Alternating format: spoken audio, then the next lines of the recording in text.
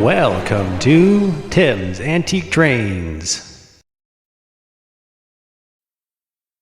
Welcome back to the tour of the Victory Creek Railroad. If you haven't seen Part 1 yet, I suggest you do that first. And now, Part 2 of the Victory Creek Railroad. What you're looking at now is a ready-mix station that was owned by my good friend and classmate, and it's called Fell's Concrete. We haven't changed the sign on it yet. But his father was in the concrete and gravel business, and so he took it over. He built this from scratch and serviced the community for many, many years. This is a replica of my farm area. I was born and raised on a farm. And you'll see that we got cattle grazing out in the pasture. Up here we have a new crop of alfalfa. And then of course we built a silo. Wayne built a silo. And one of the key factors on the barn is that it's got one light.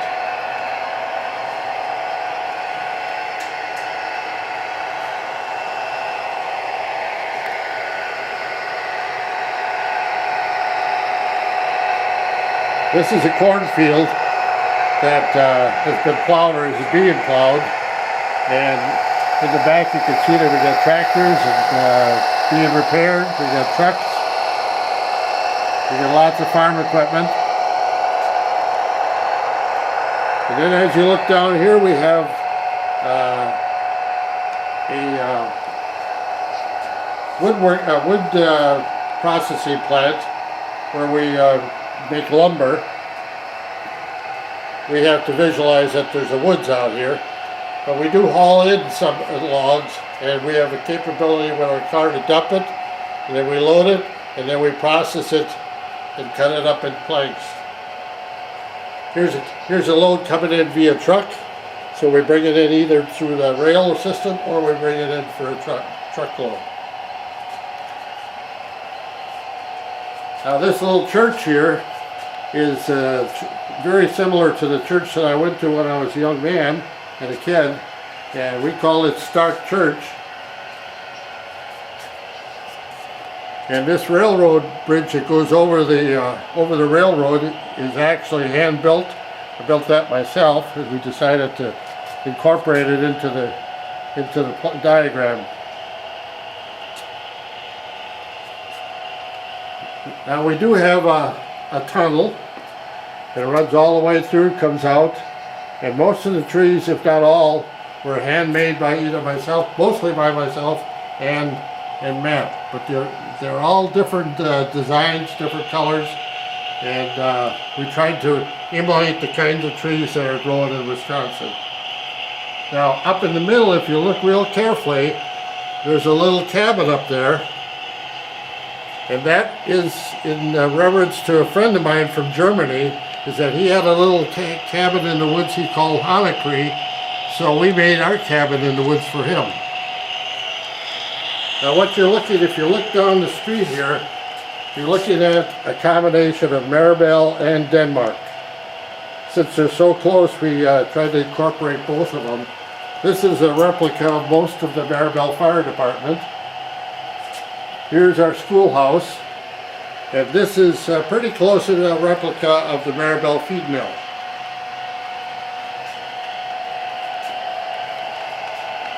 These are for dried grain and corn, and this is the mill, and then we have a gas station, and then we have a warehouse in here. Notice that we have two tractors parked right in front, ready to go. And this little house I'd like to make comment of is that my grandmother used to live in Grims, Wisconsin, which is about 30 miles south of here, and we decided to put her house in the Maribel.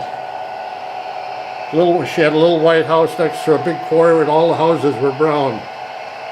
Here we have a grocery store that was in Maribel and has since burned down, and right next to it we have a pub or a tavern that still exists in Denmark. It's called the Denmark Tavern. Over here we have another tavern, But this is interesting because it's called the Schuster's Dance Hall, which was in Denmark up until about the late 1950s, early 60s, when they tore it down. But that was a very popular place to go when I was in high school and college. And it almost looks exactly like the dance hall that was there. It was very, very popular during the 40s and 50s. I just want to point out this building here. It's called Dufik Manufacturing, and they're in Denmark, and they make all types of wood products, including pallets, but they also make boxes. And about 1900, or maybe even a little bit earlier, they started the company making cheese boxes, round cheese boxes. Well, since then they've diversified, and they can make any kind of box that you can imagine. And one of the things that we replicate with them, or represent them with, is that they have a yellow caboose sitting in front of their building, and we have one also. And when they get a lot of their wood comes in 4x4s, it comes in flat cars looking just like that. You might note we have a school bus, and if you haven't picked it up, we have electrical lines running all the way through the area.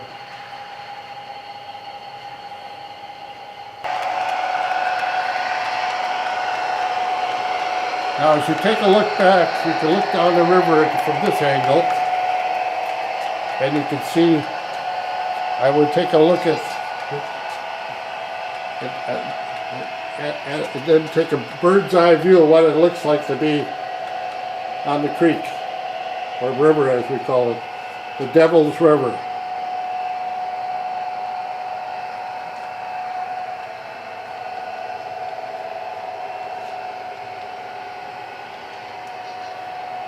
All these trees are handmade to replicate the trees that we have are there now. On this side of Manitowoc, we have, of course, every place has a garage. And here's our city hall, and if you look real closely, you'll see that we got some of the prisoners from the jail actively involved in cleaning up the area.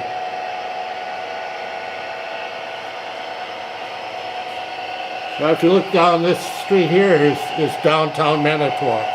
Various stores, including a drugstore, and there is a place along the way called Vic's Bar.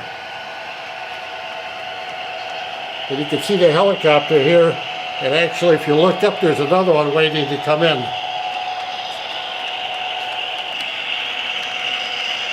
Now you can see one of our trains running through. This we call 4511. These here are actually aluminum rolls that are processed into aluminum, which is still popular in Manitowoc, where we do have some aluminum manufacturing.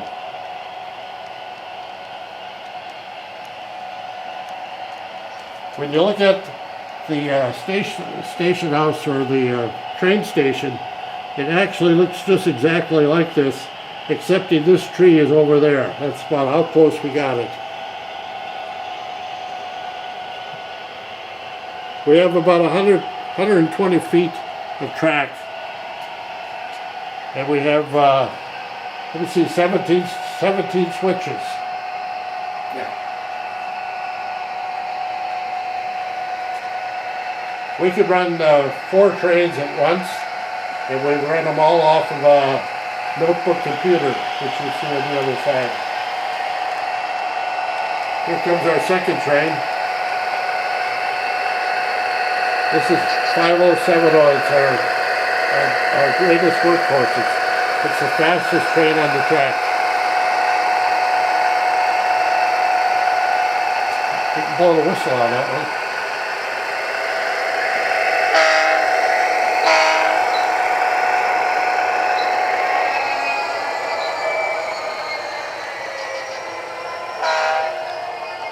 Top one holds it down.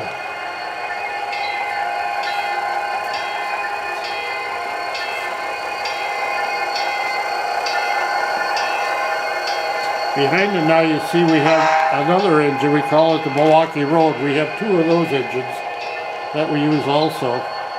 So right now on our layout we've got 5 engines capable of 5 trains. Now as you come around, you can see that we have lots of cars, lots of activity.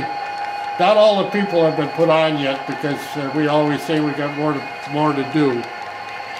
We have right now about 100 vehicles on the layout. And all of it is run off of a notebook computer. And we have the capability of carrying four trains, 4 engines on one setting. Now we have, if we set up use another computer, we can actually add 4 more and have the capability of running 8 trains at one time. But typically if we run 4, we have to have 2 computers and 2 people operating it.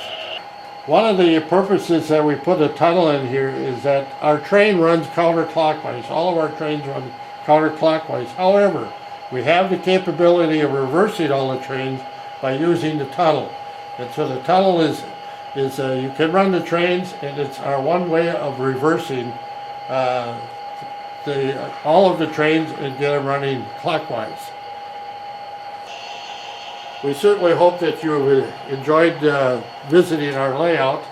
As I said, we think we're about 90% complete, and we've been working on this now for about 2 years. Actually,